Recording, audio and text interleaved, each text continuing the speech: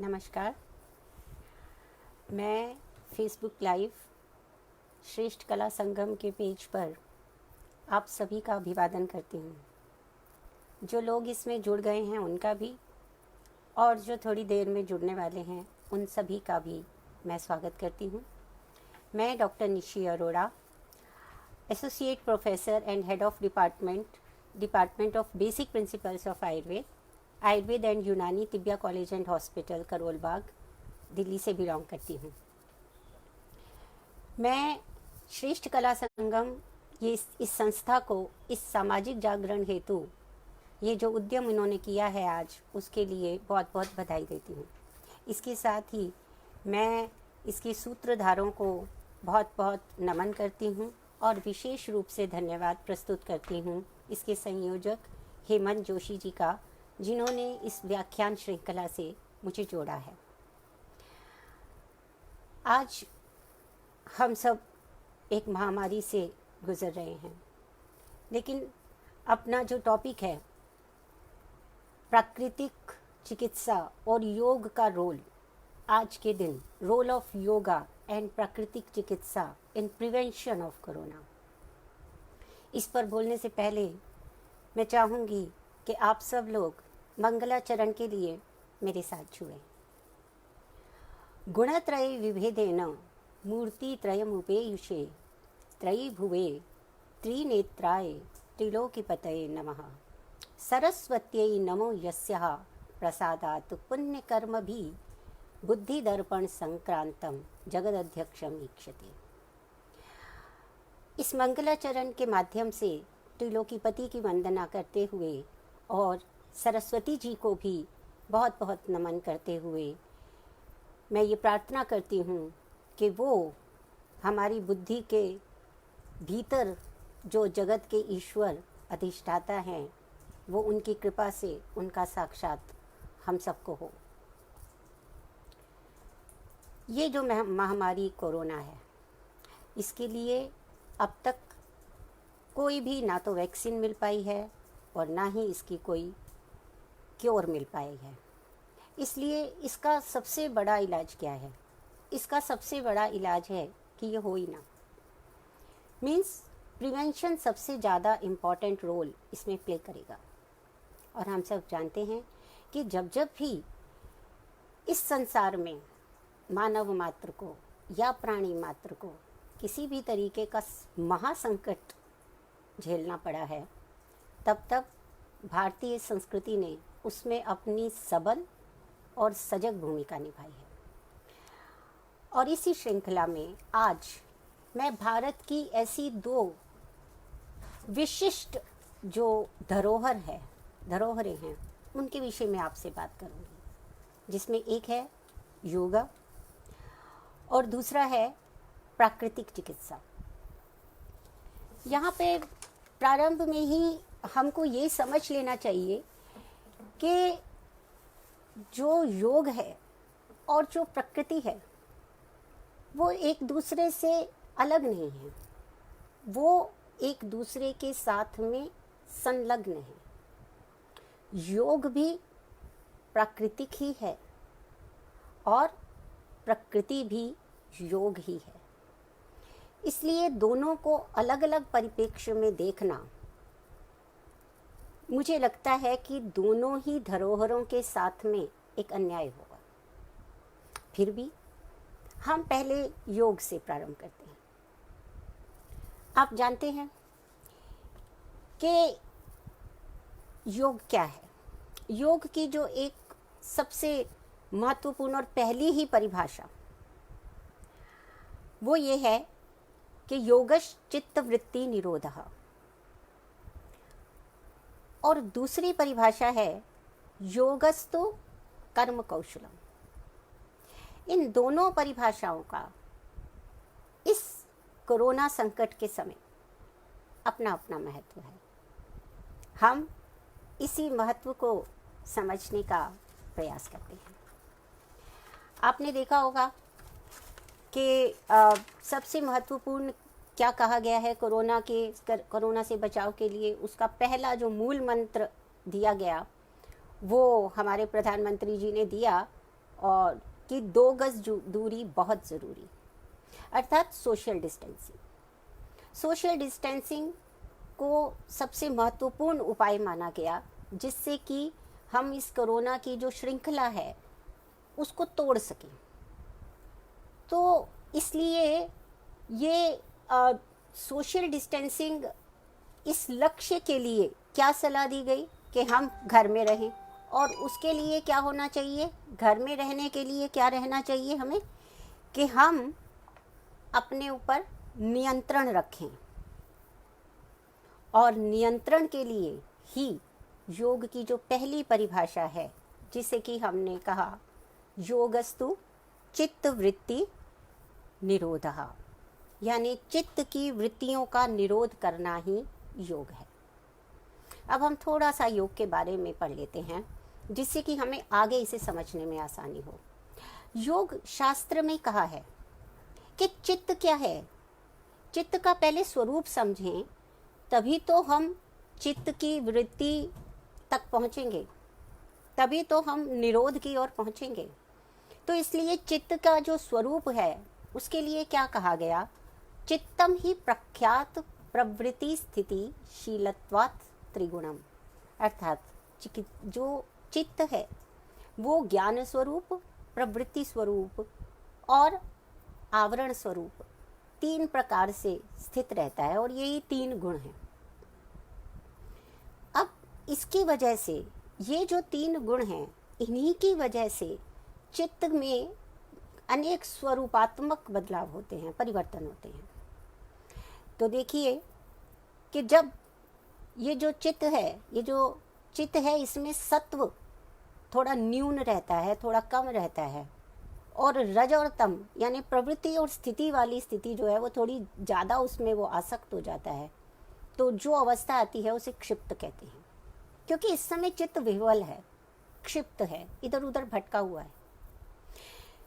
जब यहीं पर फिर से सत्व कम रहता है, रज भी कम रहता है, और तम से अधिक रूप में वो आसक्त हो जाता है, तब किस किस चीज़ का जो है वो उदय होता है हमारे मन में।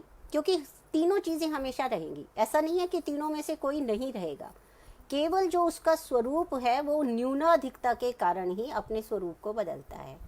तो यहाँ पर तीसरी ये जो स्थिति है जिसमें कि सत्व कम था और रज भी कम था और तम सबसे ज़्यादा प्रधान हो रहा था, तो वहाँ पर जिन जिन विषयों की तरफ उसकी प्रवृत्ति रहती है वो है अधर्म, अज्ञान, अवैराग्य, जुड़े रहना, मोह बंधन में फंसना, अनैश्वर्य, जहाँ पर उसको ज्ञान ही नहीं है। तो इन सब से युक्त जब होता है चित्त, तो उसका जो स्वरूप कहा गया है वो है मूढ़। मूढ़ का अर्थ ही है कि ज्ञान नहीं हो रहा उसको। जब ज्ञान नहीं होता तो वो सही और गलत में अंतर नहीं पहचान सकता। तो ये चित्त की स्थिति उस समय रहती है। अब तीसरी स्थिति आती है जब तम कम हो गया, तम न्यून हो गया और सत्व प्रवृद्ध हो गया। तो यहाँ पर मूढ़ के एकदम विपरीत जो है धर्म है, ज्ञान है, वैराग्य है और ऐश्वर्य भी है। लेकिन यहाँ पर भी जो चित्त है वो अपने स्वरूप में स्थापित नहीं है। इस समय भी वो विशिष्ट रूप से क्षिप्त है, क्योंकि कुछ विशिष्ट विषयों के प्रति अभी भी उसका आकर्षण है। इसलिए ये जो स्थिति है, जो विशिष्ट रूप से क्षिप्त होने की स्थिति है, उसको विक्षिप्त के नाम से कहा गया। जो अगली स्थिति आई वो क्या है, जिस समय विवेक जागृत होता है, जिस समय विवेक जागृत होता है, ज्ञान रूप में वो अवस्थित होता है, निज रूप में वो अवस्थित होता है, और वो ये बात समझ जाता है कि ये जो संसार है और ये आत्मा है, आत्मा प्रकृति से एकदम अलग है। वो प्रकृति जिसमें तीनों गुण थे उनसे आत्मा अलग है। ये विवेक जब जागृत होता है तब उस अवस्था में वो एकाग्र होता है, क्योंकि इस समय उसने सारे विषयों से अपना ध्यान हटा लिया है। उसे समझ में आ गया है कि संसार की जो चीज़ें हैं वो आत्मा से भिन्न है। अब परंतु एकाग्र के बाद भी एक ऐसी स्थिति आती है जिसमें इस विवेक की भी हानि हो जाती है, और वो ये समझ जाता है कि एक्चुअली चिति शक्ति या आत्मा ही श्रेष्ठ है। तो योग की यह जो अवस्था आती है वो निरोध कहलाती है। तो इस योग के द्वारा ही चित्त की क्षिप्त अवस्था से लेकर और निरोध तक पहुंचना, इसके लिए योग ने 8 अंग बताए हैं जो कि सबको ज्ञात हैं। यम, नियम, आसन, प्राणायाम, प्रत्याहार, धारणा, ध्यान, समाधि। अब इन 8 अंगों में से आप समझते हैं कि जब भी योग की बात होती है तो हमको आसन याद आते हैं, प्राणायाम याद आता है और ध्यान याद आता है, मेडिटेशन याद आती है। आने भी चाहिए, क्योंकि ये तीनों योग के महत्वपूर्ण अंग हैं। किंतु मैं यहाँ पर ये बताना चाहती हूँ कि हमारा जो शास्त्र है, हमारा जो वैदिक शास्त्र है, हमारा जो भारतीय संस्कृति है, वो क्रम को बहुत महत्व देता है। और यम और नियम आसन से पहले बताए गए हैं, जबकि प्राणायाम के पश्चात प्रत्याहार और धारणा ध्यान से पहले बताई गई। तो इसका अर्थ क्या हुआ? इसका अर्थ ये हुआ कि जब तक यम और नियम पर हम केंद्रित नहीं होंगे, जब तक यम और नियम की हम प्रैक्टिस नहीं करेंगे, अभ्यास नहीं करेंगे, तब तक आसन करना, प्राणायाम करना बहुत कठिन है। और जब तक हम उसमें धारणा नहीं करेंगे, जब तक हम प्रत्याहार और धारणा नहीं करेंगे, तब तक ध्यान की स्थिति आना बहुत मुश्किल है। तो इसलिए अगर क्रम से चलने की बात की जाए, मैं यहाँ पर सारे अंगों के विषय में तो बात नहीं कर पाऊंगी क्योंकि समय सीमा है और उसका ध्यान रखना बहुत ज़रूरी है।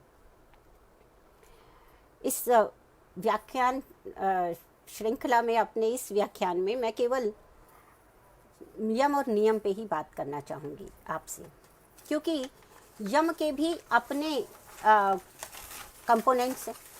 जैसे कि आप जानते होंगे कि यम के जो अपने, सबसे पहले यम जो है ये एक विशेष बात है।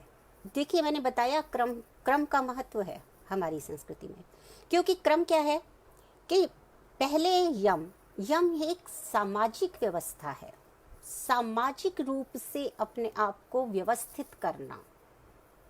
तो यम सामाजिक व्यवस्था है और नियम व्यक्तिगत व्यवस्था है। इससे ये पता चलता है कि हमारी संस्कृति पहले समाज के लिए सोचती है और उसके बाद व्यक्तिगत रूप से सोचती है। तो जो समष्टि है उसको पहले समझना है, मतलब जो लार्जर हराइजन है उसके ऊपर पहले ध्यान देना है, और जो शॉर्टर है उसके मुकाबले उस पर बाद में देना है। इसलिए पहले आया यम। और यम के जो कंपोनेंट्स हैं वो क्या क्या है? उसमें है अहिंसा, अस्तेय, सत्य, ब्रह्मचर्य और अपरिग्रह। अब अगर इसकी आध्यात्मिक व्याख्या करने चलें तो अगेन ये बहुत लंबा चौड़ा एक टॉपिक है, लेकिन मैं यहाँ पर सिर्फ वो बताना चाहती हूँ जो इस समय कोरोना के टाइम पे हमें जिन चीज़ों पे फोकस करना है और उसको हम आज के संदर्भ में, आज के परिप्रेक्ष्य में देखें तो पहली चीज़ है अहिंसा। आपने देखा कि जितनी भी गाइडलाइंस आई या जितना भी थोड़ा बहुत कोरोना के बारे में पता है सब साइंटिस्ट को, लोगों को, तो उन्होंने ये इस बात के ऊपर जोर दिया कि भाई आप जो भोजन है वो शाकाहारी भोजन करें। इसका अभिप्राय क्या है? हिंसा ना करें, अहिंसा वृत्ति को अपनाएं, क्योंकि मांसाहारी भोजन करने में कोई ना कोई हिंसा तो करनी पड़ेगी। पर वो केवल भोजन से ही संबंधित अहिंसा की बात नहीं हो रही है। यहाँ पर अहिंसा का एक और अभिप्राय भी हो सकता है। आप देख रहे हैं कि अभी इस समय सबको घर में ही रहना है, घर में रहते हुए ही काम करना है। तो अब घर में रहते हुए ही हमको सब चीज़ें करनी हैं, तो ऐसे में क्या होता है कि फ्रस्ट्रेशन होती है। हस्बैंड वाइफ के बीच में नोक झोंक ये तो सब जग जाहिर है, हर जगह हर घर में होती है, कोई कहने की बात ही नहीं है। लेकिन इस समय क्योंकि फ्रस्ट्रेशन दोनों तरफ से हाई है, तो इस समय क्या होता है कि घरेलू हिंसा के केसेस भी हमने कई जो हमारे महिला संगठन हैं उनसे बात करते हैं तो पता चलता है कि जो घरेलू हिंसा है वो भी बढ़ रही है, क्योंकि अभी तो अल्कोहल मिल रहा है, अभी खोला है, उससे पहले अल्कोहल भी नहीं मिल रहा था, तो वो भी एक फ्रस्ट्रेशन कुछ लोगों में होती थी। और वो सारी फ्रस्ट्रेशन जो है पुरुष की स्त्री पर और स्त्री की पुरुष पर निकलती है। तो वहाँ घर में भी एक जो है घरेलू हिंसा, जिसको डोमेस्टिक वायलेंस कहते हैं, उन केसेस में भी वृद्धि हुई। तो वहाँ भी अहिंसा, यानी कि हिंसा का कोई स्थान नहीं होना चाहिए। और यहाँ मैं आपको एक और बात बताना चाहती हूँ कि हिंसा केवल शारीरिक नहीं होती है, हिंसा वाचिक भी होती है और मानसिक भी होती है शारीरिक के साथ साथ। तो अहिंसा का अर्थ केवल ये नहीं है कि हमने किसी को थप्पड़ नहीं लगाया, हमने किसी को फिजिकली असॉल्ट नहीं किया। हिंसा ये भी है कि हम किसी को मेंटली टॉर्चर कर रहे हैं, परेशान कर रहे हैं, या हम अपनी वाणी इतनी कठोर बोल रहे हैं कि सामने वाला उससे परेशान हो रहा है। तो तीनों प्रकार की हिंसा नहीं होनी चाहिए, अहिंसक प्रवृत्ति अपनानी चाहिए। न केवल ये, बल्कि बच्चों के साथ भी बड़ी परेशानी हो गई है, क्योंकि एक तो बच्चे इतने चंचल होते हैं, उनको बिल्कुल अपने घर में स्थिर होकर रहना है, कहीं जाना नहीं है, कुछ खरीदना नहीं है, कुछ नहीं करना है। ऐसे में वो क्या करते हैं, वो सोते हैं। अब उनका मन नहीं लग रहा कहीं पे भी। अब पेरेंट्स जो हैं वो कहते हैं तुम सो क्यों रहे हो, तुम पढ़ क्यों नहीं रहे हो, तुम्हें पढ़ने के लिए कहा है, तुम बैठ नहीं पा रहे हो। तो इस सब में क्या होता है, ये वाचिक हिंसा तो होती ही रहती है, और मेंटल टॉर्चर भी बच्चे उससे गुजरते हैं, जिसके बारे में कि वो बहुत ज़्यादा कभी बात करते हैं और कभी बात नहीं भी कर पाते हैं। तो इसलिए अहिंसा को एक कॉम्प्रिहेंसिव वे में आप देखिए कि अहिंसा नहीं होनी चाहिए, ना कायिक, ना वाचिक, ना मानसिक। अब दूसरे पॉइंट पे आएंगे, सत्य। सत्य क्या है, यहाँ पर सत्य हमेशा बोलना चाहिए सामाजिक रूप से, क्योंकि सामाजिक व्यवस्था की बात यहाँ पर यम ज़्यादातर करता है। तो इसका अर्थ ये है कि हम सत्य के साथ रहें। यानी अगर मान लीजिए हमारी कोई जानकारी पूरी नहीं है, अधूरी है, तो एक तो उसको अफवाह के रूप में हम ना फैलाएं। और दूसरी बात क्या है कोरोना के समय में, कि अगर कोई ऐसी हमको बात सुनने को मिलती है जो कि समाज में कटुता पैदा कर सकती है, समाज की जो एक हार्मनी है, सौहार्द है, परस्पर सौहार्द है, उसको बिगाड़ सकती है, तो अनुरोध है आप सबसे कि उसे फैलाएं नहीं, उसको अपने तक रखें जब तक कि वो बात की सत्यता सिद्ध नहीं हो जाती है। क्योंकि असत्य बातों का जो प्रचार प्रसार करना है, आज जो हम जिस टेक्नोलॉजी का यूज़ कर रहे हैं, उसकी सबसे अच्छी बात ये है कि हम घर बैठे हुए एक दूसरे को मिल पा रहे हैं, एक दूसरे को बता पा रहे हैं, समझा पा रहे हैं। मगर इसका एक नुकसान भी है। एक क्लिक में हम उस बात को समाज के एक बहुत बड़े हिस्से में प्रसारित कर देते हैं, जिसका कि पॉजिटिव यूज़ भी हो सकता है और नेगेटिव यूज़ भी हो सकता है। इसलिए सत्य के साथ रहना चाहिए। जब तक कि किसी चीज़ के बारे में उसकी प्रामाणिकता हमारे स्वयं को सिद्ध ना हो, स्वयं हम उसे प्रमाणिक ना कर पाए हों, तब तक उस बात को सोशल प्लेटफॉर्म पे प्रसारित नहीं किया जाना चाहिए। आज के परिप्रेक्ष्य में यम के सत्य कंपोनेंट का मुझे लगता है कि यही एक अर्थ है। अब हम इसके तीसरे कंपोनेंट पे आते हैं, जिसे कि हमने कहा अस्तेय। अस्तेय का अर्थ है कि चोरी नहीं करना।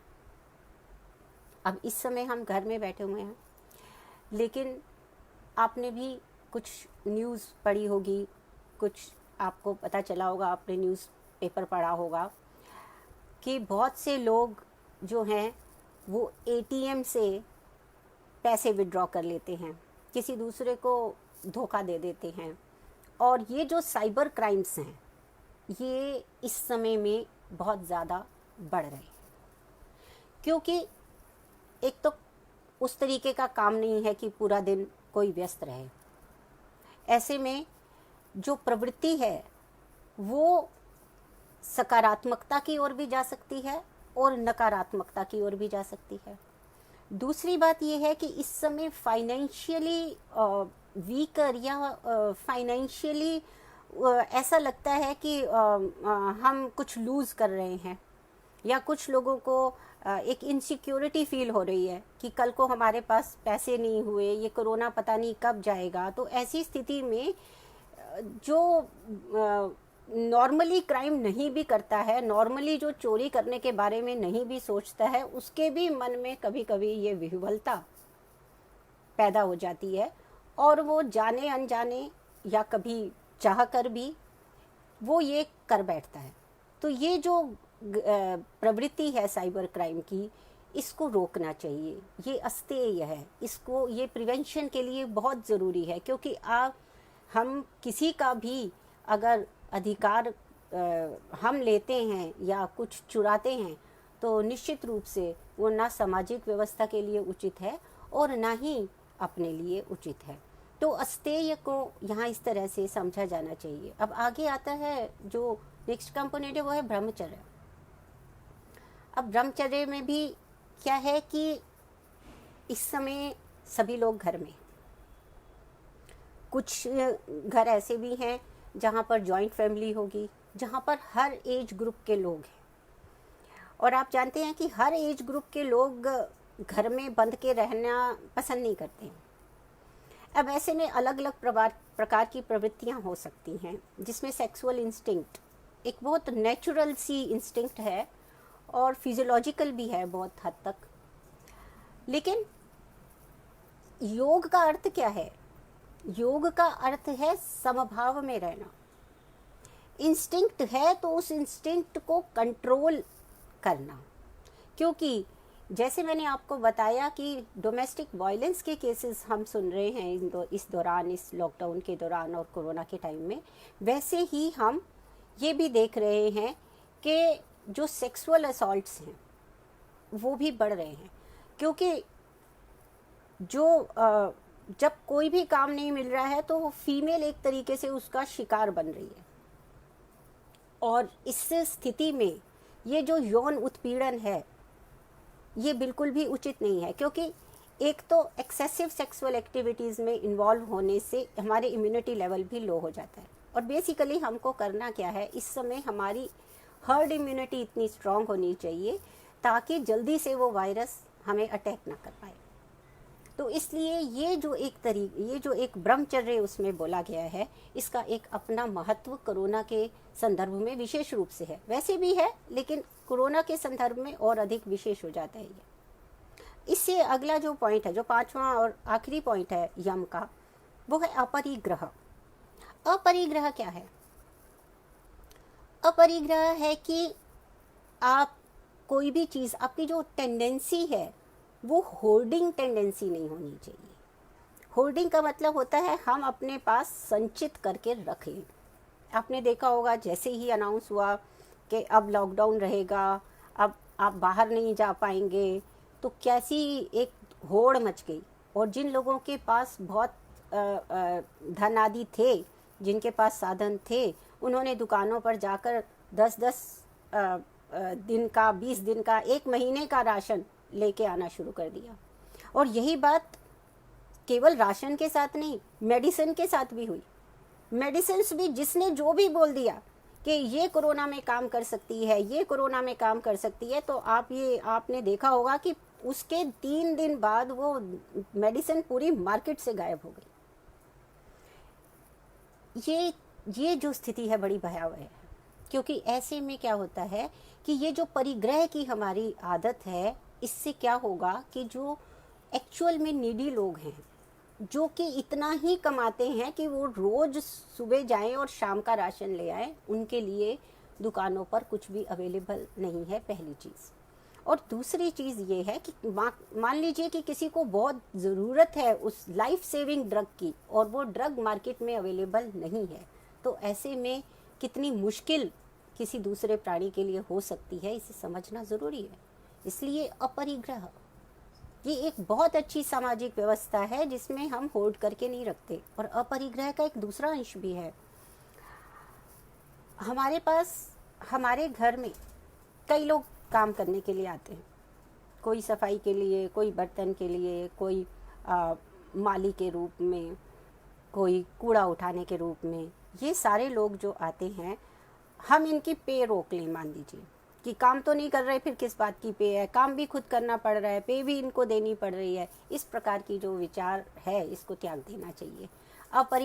परिग्रह की आवश्यकता नहीं है, लेकिन इन लोगों को इनका अधिकार देने की आवश्यकता है। हम एक सामाजिक प्राणी हैं, तो हमें समाज में जो वर्ग हमारी सदैव सहायता करता है, हम उसकी सहायता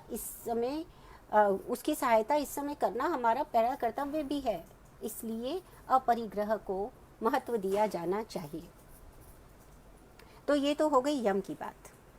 अब हम व्यक्तिगत व्यवस्था की बात करते हैं, और व्यक्तिगत व्यवस्था कौन सी आ गई? नियम। अब आप देखिए, नियम के भी 5 कंपोनेंट है। पहला है शौच, संतोष, फिर तप, फिर स्वाध्याय और फिर ईश्वर प्रणिधान। अब शौच तो आपको मालूम है बहुत ही महत्वपूर्ण है, क्योंकि आप जहाँ भी देखेंगे कोविड गाइडलाइंस में कि आप साबुन से हाथ धोएं, कम से कम 20 सेकंड तक हाथ धोएं।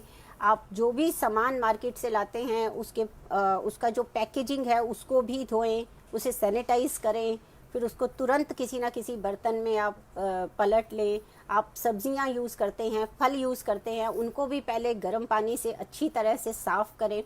तो शौच का ये जो बाह्य महत्व है, शौच का तो महत्व है ही है, बाह्य रूप से भी है, वस्त्रों को धोएं, इस सब से है। लेकिन शौच भी सिर्फ शारीरिक शौच नहीं है, मानसिक शौच भी है।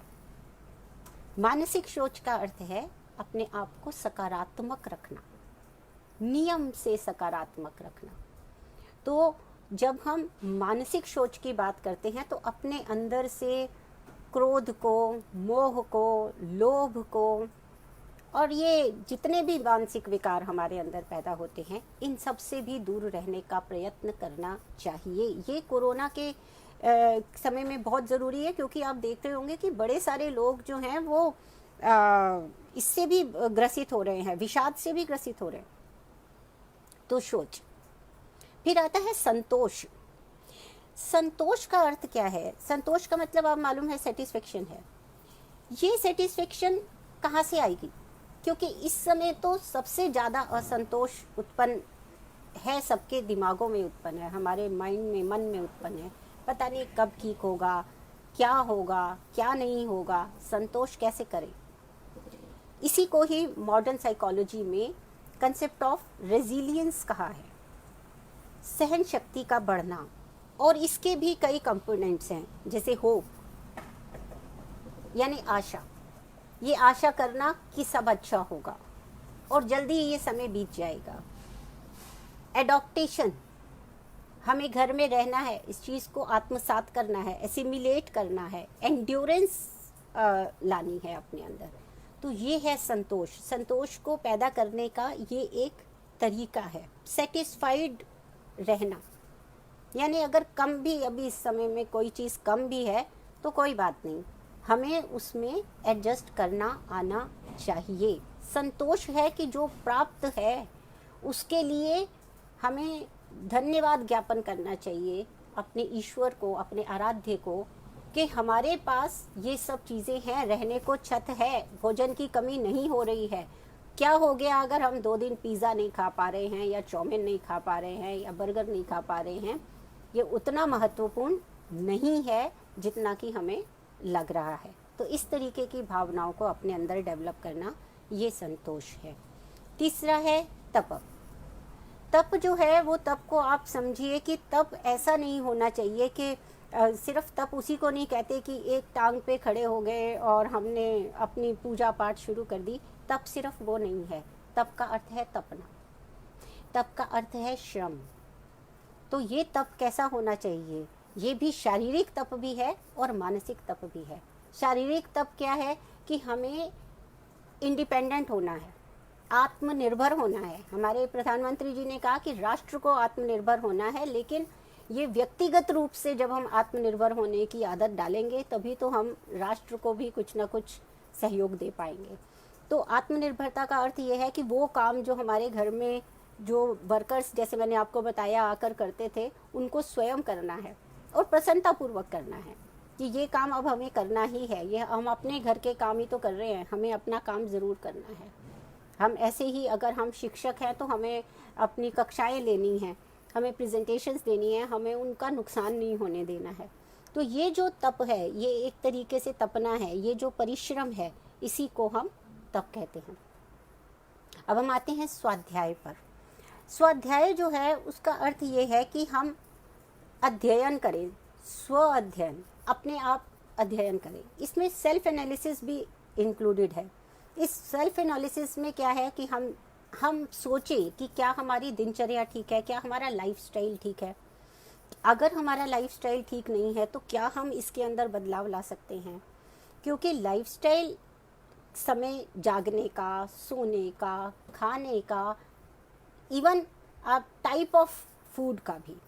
तो ये जो सारी चीज़ें हमारी लाइफस्टाइल में है, दिनचर्या क्या हम अपनी सही बना सकते हैं, क्या सोने जागने का समय सही कर सकते हैं, क्या अपनी दिनचर्या में जो व्यायाम आदि हमें डालने हैं हम उनको अब डाल सकते हैं क्या, क्योंकि किसी भी हैबिट को डेवलप होने में 15 दिन का समय लगता है अगर हम पूरी डेडिकेशन से उसको करना चाहें।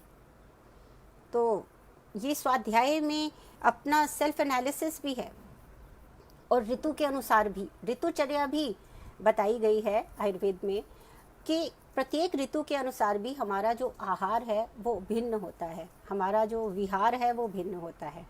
तो किन चीज़ों को खाना चाहिए और किन को नहीं खाना चाहिए, इन सब का हम स्टडी करें कि हमें क्या चीज़ सूट होती है, हमारी बॉडी के लिए क्या चीज़ अच्छी है, क्या चीज़ अच्छी नहीं है। इन सब चीज़ों के ऊपर चिंतन करने का नाम है स्वाध्याय।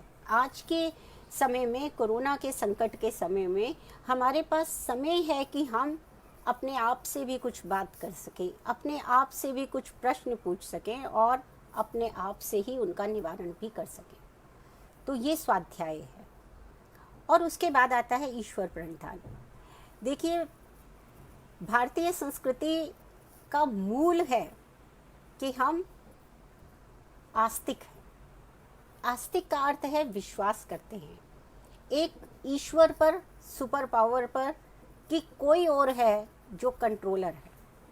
और जब हम किसी के सामने अब चिंतन करके और उसके ऊपर सब कुछ छोड़ देते हैं कि सभी चीज़ें, जब अपने मन में इस विश्वास को उत्पन्न करते हैं कि सब चीज़ें मेरे कंट्रोल में नहीं, कुछ चीज़ें जो मैं नियंत्रण कर सकता हूँ या कर सकती हूँ उसको तो मुझे नियंत्रित करना है, लेकिन फिर भी सभी चीज़ें मेरे नियंत्रण में नहीं हैं और हो भी नहीं सकती हैं। तो फिर क्या करना होगा, जहाँ पर मेरी लिमिटेशन, जहाँ तक मेरी जितनी मेरे पास पोटेंशियल है वो ख़त्म हो गया, जहाँ पर, वहाँ पर शुरू होता है वो विश्वास, वो आत्मसमर्पण। तो किसके सामने करें?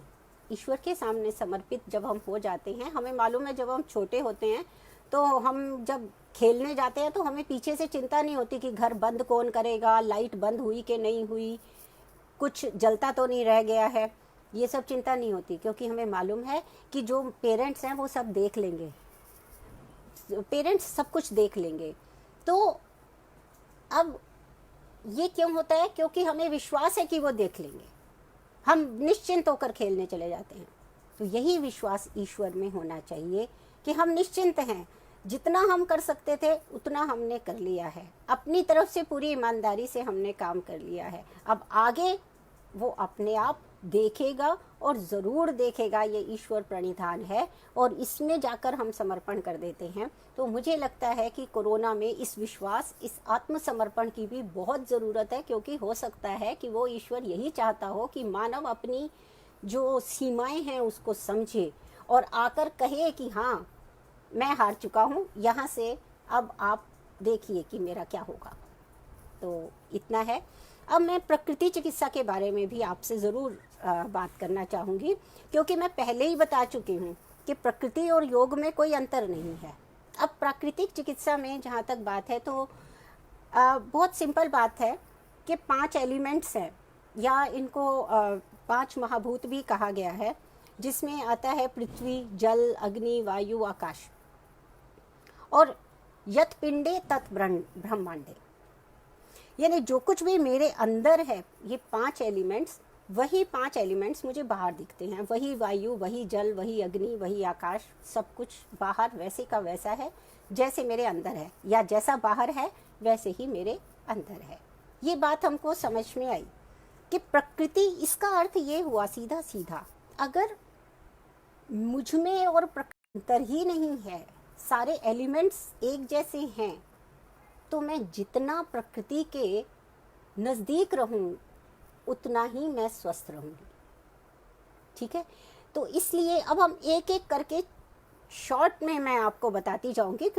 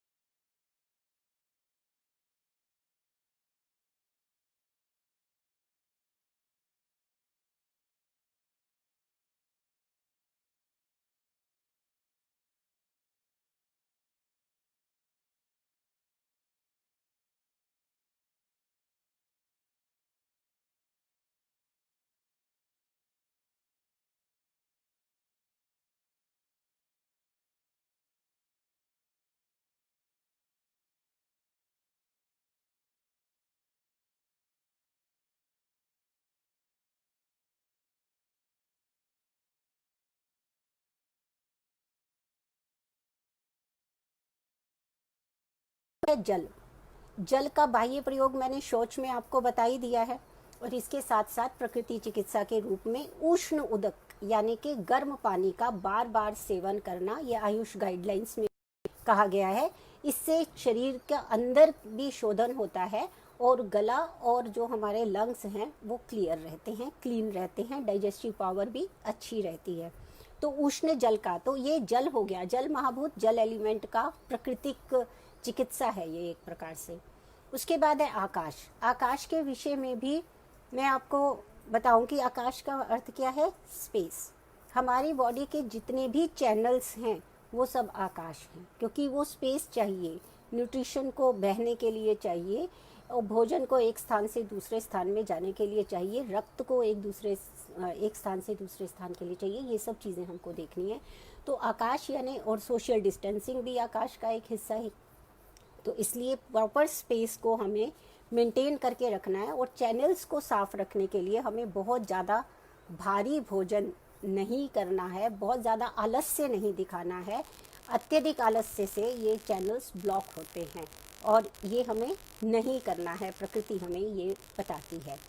फिर आता है पृथ्वी। पृथ्वी में वैसे तो हम मड थेरेपी करते हैं प्राकृतिक चिकित्सा में, लेकिन इस समय क्योंकि पैंडेमिक है, एपिडेमिक है, तो इस समय हम मड ला नहीं सकते, तो हम इस समय गंध का प्रयोग कर सकते हैं, क्योंकि पृथ्वी का एक अनन्य गुण है गंध। तो गंध का प्रयोग कर सकते हैं। जितने भी असेंशियल ऑयल्स हैं उनकी अगर हम स्टीम लेते हैं, उसमें घर के अंदर जो चीज़ें होती हैं, जैसे तुलसी है, सबके घरों में लगी होती है मैक्सिमम, तुलसी आसानी से मिल जाती है, उसकी भाप को हम ले सकते हैं। अजवाइन जो घर में है उसकी भाप को ले सकते हैं।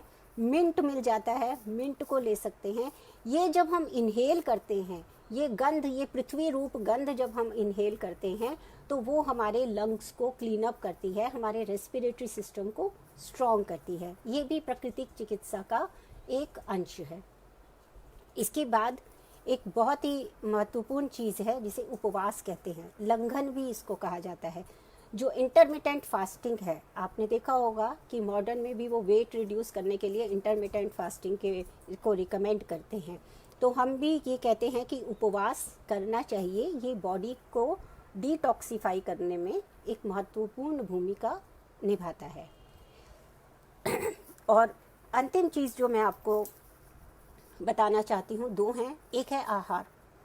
आहार 3 प्रकार का बताया जाता है। चेतन है एक, यानी रॉ, बिल्कुल रॉ, ऊपर फ्रूट उठाया, खा लिया। सॉरी। दूसरा है अचेतन, जिसको हम कुक कर देते हैं। और तीसरा है अर्धचेतन, जिसमें सूखे मेवे आदि आते हैं।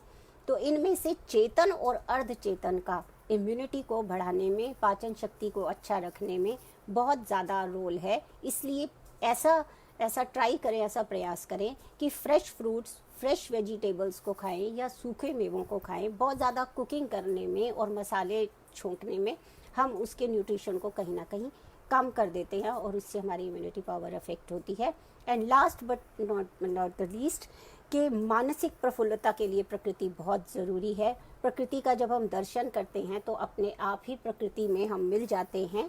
और इसमें प्रकृति दर्शन और उसके साथ अपनी कलाओं का भी विवर्धन कर सकते हैं। जो कवि है वो कविता लिख सकता है इन सुंदर सुंदर फूलों को, वृक्षों को देखकर। जो पेंटर है वो पेंटिंग कर सकता है। और हम अपना जो मानसिक संतुलन है और जो योग है उसको हम बनाए रख सकते हैं। तो इन सब बातों को मैंने अपनी ओर से सहेजने की कोशिश की है। और इसी सब के लिए आपका इतनी देर तक मुझे सुनने के लिए बहुत बहुत धन्यवाद। और मैं एक बार फिर हेमंत जी का बहुत बहुत धन्यवाद करती हूँ। नमस्कार।